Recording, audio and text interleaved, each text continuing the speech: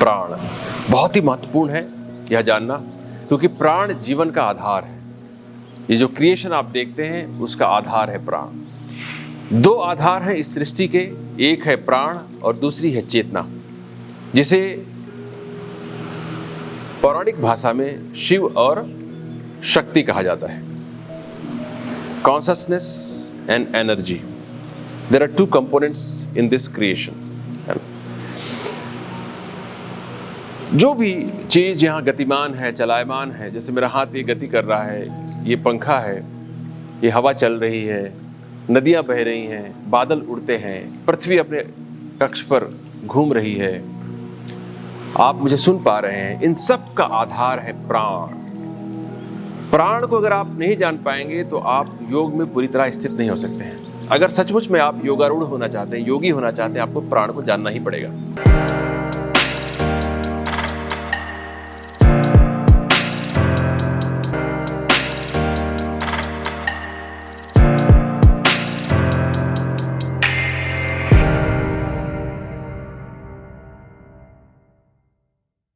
आप अपनी इन स्थूल आंखों से केवल शरीर को देख सकते हैं, कर्मेंद्रियों ज्ञानेंद्रियों को देख सकते हैं, बाह्य करणों को देख सकते हैं, लेकिन अंतःकरण को देखना है, चित्त मन बुद्धि अहंकार को देखना है तो आपको ध्यान करना ही पड़ेगा।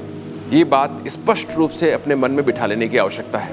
नहीं तो हमारे को जब भी कहीं बाहर आकर्षण दिखाई पड़ता है तो हम उधर दौड़े चले जाते हैं, शायद यही मार्ग है। लेकिन आप देखेंगे कि कितना आपने अभी तक पूजा अर्चना की है, दर्शन किया, लेकिन जब तक आपका चित्त आपसे अलग नहीं दिखाई पड़ता आपको, आप दुखी ही रहते हैं। ठीक है, तो ये बहुत स्पष्टता से जान लेने की जरूरत है। सब कुछ आप करें, जगत का काम करें, लेकिन ध्यान को अपने जीवन का अभिन्न अंग बना लें, उसके बगैर बात नहीं बनेगी। तो इन 9 विक्षेपों और 5 उप विक्षेपों से बचने के लिए या उन्हें दूर करने के लिए पतंजलि मुनि आपको मैत्री, करुणा, मुदिता और उपेक्षा को अपनाने का ज्ञान देते हैं, सलाह देते हैं। यह आपने कर लिया। अब इसके बाद आगे पतंजलि मुनि कहते हैं, अथवा इसके अलावा भी एक मार्ग है। ऐसे ये 5-6 मार्ग सुझाते हैं आपको। इसके अलावा भी एक मार्ग है जिसे प्राण के द्वारा आप प्राप्त कर सकते हैं। प्रक्षरधन विधारणाभ्याम व प्राणस्य, अथवा प्राणवायु को बाहर निकालकर बाहर स्थिर करने से भी चित्त स्थिर होता है, प्रसन्न होता है। पहले मुदिता करुणा की जब बात आई थी तब उन्होंने चित्त प्रसादनम शब्द का प्रयोग किया था। चित्त प्रसन्न होता है। अगर आप ठीक ढंग से डील करना जानते हैं लोगों को तो आपका चित्त निर्मल बना रहता है, और निर्मल चित्त के द्वारा ही आप योगस्थ हो सकते हैं, उसके बगैर संभव नहीं है। तो निर्मल चित्त प्राप्त होता है जब आप लोगों के साथ डील करना जानते हैं, नहीं तो आप छोटी छोटी बातों में खिन्न होते रहेंगे, परेशान होते रहेंगे, है ना। तो मैत्री के द्वारा कभी करुणा दिखाकर, जो आपसे बहुत दुखी है आपकी तुलना में, उसके प्रति करुणा दिखाकर, जो आपके जैसा सुखी है उसके प्रति मैत्री का भाव रखकर, और जो कोई बहुत ज़्यादा उच्चतम अवस्था को प्राप्त किया हुआ व्यक्ति है, पुण्यात्मा है, तो उसके प्रति मुदिता का भाव रख के आप अपने मन को निर्मल रख सकते हैं। और अगर कोई व्यक्ति ऐसा हो, अराजक हो, जिसको संभालना मुश्किल हो, तो उसके प्रति उपेक्षा, उसको इग्नोर कीजिए। जहाँ संभव हो वहाँ पर अपने हाथ से डील करने की कोशिश करनी चाहिए, जहाँ संभव ना हो उसकी उपेक्षा करनी चाहिए, उसमें इंडल्ज नहीं होना चाहिए। कई बार हम वाद विवाद में पड़ जाते हैं, हम किसी तरह से अपनी बात को साबित करने की कोशिश करते हैं। आपने ध्यान दिया होगा, क्योंकि उसमें अहंकार छोटा हो जाता है। आगे वाला व्यक्ति जब अपने आप को बड़ा साबित करता है, अपनी बात को ज़्यादा साबित कर लेता है, तो आपको लगता है कि आप छोटे हो जाएंगे, तो आप उसके साथ वाद विवाद में भिड़ जाते हैं। नारद भक्ति सूत्र भी आपसे कहता है, वादो नावलंब्या, वाद विवाद में नहीं पड़ना चाहिए अगर चित्त को निर्मल रखना है तो। कभी भी भक्त जो होता है, जो योगी होता है या योग मार्ग में चल रहा है, जो बोधिसत्व है, वो कभी भी वाद विवाद में नहीं पड़ेगा।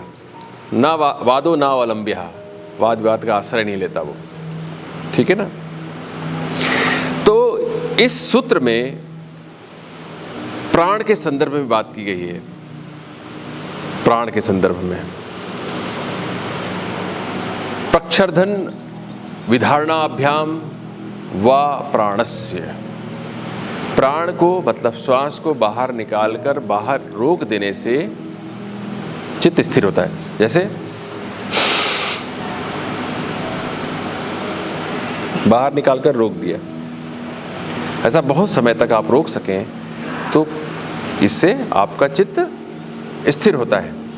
अगर चित्त में चंचलता आ गई है किसी वजह से तो वो स्थिर हो जाएगा।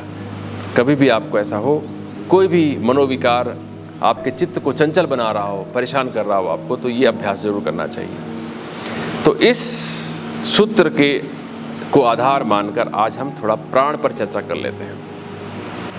प्राण बहुत ही महत्वपूर्ण है यह जानना, क्योंकि प्राण जीवन का आधार है। ये जो क्रिएशन आप देखते हैं उसका आधार है प्राण। दो आधार हैं इस सृष्टि के, एक है प्राण और दूसरी है चेतना, जिसे पौराणिक भाषा में शिव और शक्ति कहा जाता है। Consciousness and energy, there are two components in this creation.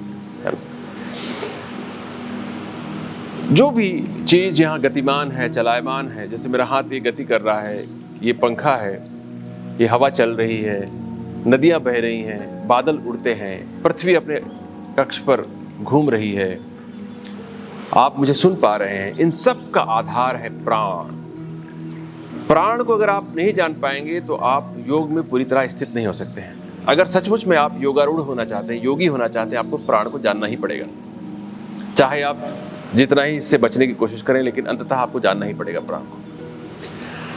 सप्रयास आप जानने की कोशिश करते हैं तो बहुत जल्दी आप जान पाएंगे प्राण को, और अन्यथा प्रकृति आपसे जनवाएगी धीरे धीरे करके। You will evolve gradually. तो हमारे पास अगर सुविधा उपलब्ध है तो क्यों ना हम प्राण को सप्रयास जान लें, विथ एफर्ट जान लें। उससे हमारी जो यात्रा है वो सुगम हो जाएगी और तीव्र हो जाएगी अध्यात्म के मार्ग पर। तो ये प्राण है, ये जीवन का आधार है। एक ग्रंथ है शिव स्वरोदय नाम से, उसमें प्राण पर बड़ी चर्चा की गई है। यह शंकर जी और माता पार्वती के बीच में संवाद के रूप में है। माता पार्वती पूछती हैं कि इस संसार में, इस सृष्टि में मनुष्य का सबसे बड़ा मित्र कौन है?